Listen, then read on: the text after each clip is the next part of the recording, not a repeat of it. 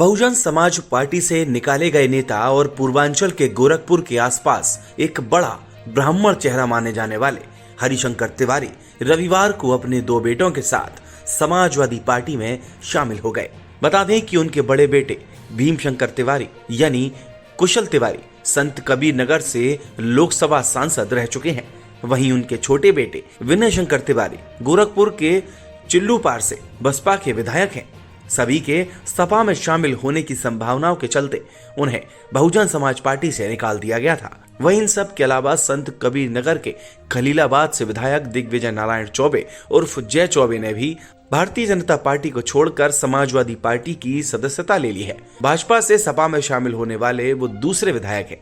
इससे पहले सीतापुर से बीजेपी विधायक राकेश राठौर भी सपा से जुड़ चुके हैं।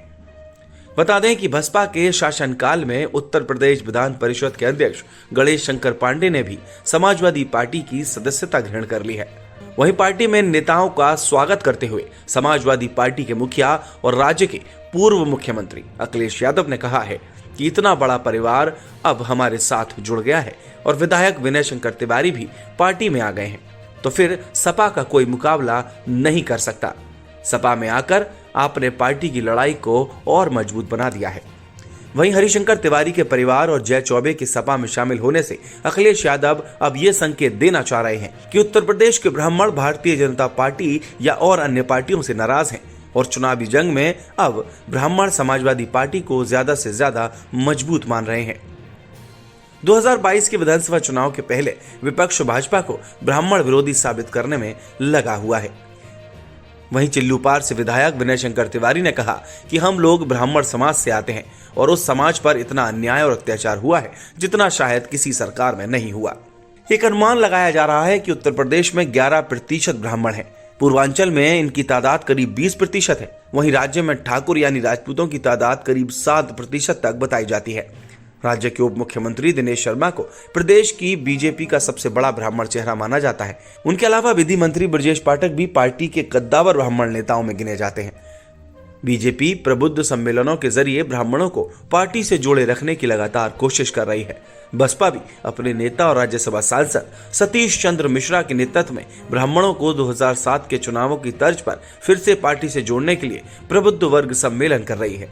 लेकिन अपने पुराने नेताओं से बसपा की नाराजगी और विधायकों के निलंबन और निष्कासन के बाद हरिशंकर तिवारी जैसे नेता अब दूसरी पार्टियों में अपना भविष्य तलाशने लगे हैं। वहीं रविवार को हुई प्रेस कॉन्फ्रेंस में प्रदेश की वरिष्ठ पत्रकार सुमन गुप्ता भी मौजूद थी। उनके मुताबिक ब्राह्मण बिरादरी का वोट भले कम है, लेकिन ब्राह्मण ओपिनियन मेकिंग बिरादरी है, तो वो राय बनाने का काम करती है। इन नेताओं के सपा में शामिल होने से गोरखपुर या उसके आसपास के इलाकों में ही नहीं बल्कि प्रदेश भर में थोड़ा संदेश जाएगा कि पिछड़ों की पार्टी माने जाने वाले सपा में गोरखपुर के ब्राह्मण शामिल क्यों हो रहे हैं। तो क्या हरिशंकर तिवारी के परिजनों के सपा में शामिल होने से गोरखपुर में सपा को मजबूती मिलेगी? इस बारे में सुमन कहती हैं कि गोरखपुर में ब्राह्मण और ठाकुर की अलग अलग राजनीति चलती है, यानी जहां ठाकुर जाता है वहां अक्सर ब्राह्मण नहीं जाता। दोनों में पूरा सामंजस्य नहीं होता। बता दें कि अगस्त और सितंबर से प्रबुद्ध वर्ग सम्मेलनों के जरिए ब्राह्मणों को फिर से अपने साथ जोड़ने की कोशिश में लगी बसपा का मानना है कि तिवारी परिवार के सपा में शामिल होने से पार्टी को कोई खास नुकसान नहीं हो रहा। बसपा के प्रवक्ता अहमद खान का कहना है कि हरिशंकर तिवारी और उनके परिवार को जो कुछ भी बनाया वो बहन मायावती ने बनाया। उन्हें एमएलए मिनिस्टर बनाया गया। ये धोखेबाज लोग हैं। पार्टी में अनुशासनहीनता को बर्दाश्त नहीं किया जाएगा, इसलिए ये पार्टी से निकाले गए हैं। अब वे जहां चाहें वहां जाएं, हमें उससे कोई फर्क नहीं पड़ता।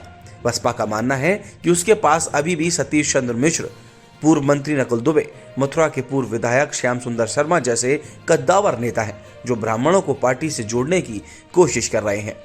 वहीं सपा की इस ब्राह्मण स्ट्रेटजी के बारे में बीजेपी के प्रदेश प्रवक्ता नवीन श्रीवास्तव कहते हैं कि खलीलाबाद से विधायक जय चौबे हमारे विधायक रहे हैं, पर असल में वो हरिशंकर तिवारी के करीबी रहे हैं।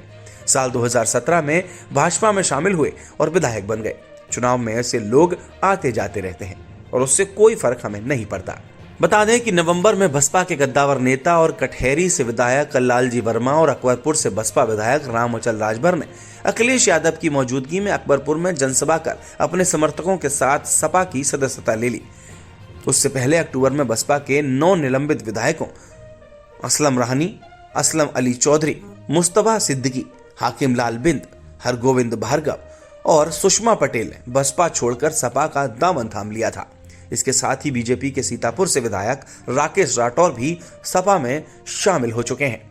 अखिलेश यादव खुद पूर्वांचल के आजमगढ़ से लोकसभा सांसद हैं। नवंबर में वो पूर्वांचल को अपनी रथ यात्राओं से नाप चुके हैं। पूर्वांचल एक्सप्रेसवे के उद्घाटन के साथ देर रात तक निकाली गई समाजवादी रथ यात्राओं में खासी भीड़ उमड़ी। इससे पार्टी को इलाके की करीब 150 सीटों पर अच्छे प्रदर्शन की उम्मीद नजर आई। गोरखपुर सीएम योगी आदित्यनाथ का गृह जिला है और उसे सीएम सिटी का दर्जा हासिल है। अखिलेश यादव पहले भी मुख्यमंत्री योगी आदित्यनाथ के इलाके में राजनीतिक दबाव बरकरार रखने वाले फैसले लेते आए हैं। 2018 के गोरखपुर उपचुनाव में समाजवादी पार्टी ने निषाद पार्टी का समर्थन कर बीजेपी प्रत्याशी को हराने में मदद की थी। हालांकि बाद में निषाद पार्टी ने समाजवादी पार्टी छोड़कर भाजपा के साथ गठबंधन कर लिया था। तो अब देखने वाली बात होगी कि समाजवादी पार्टी में उत्तर प्रदेश के कद्दावर ब्राह्मण नेताओं का शामिल होने से समाजवादी पार्टी को क्या फायदा होता है।